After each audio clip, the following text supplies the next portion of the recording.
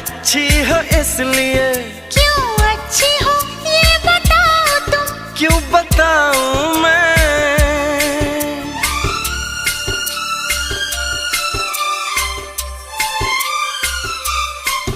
तुम इतने भोले हो किस लिए?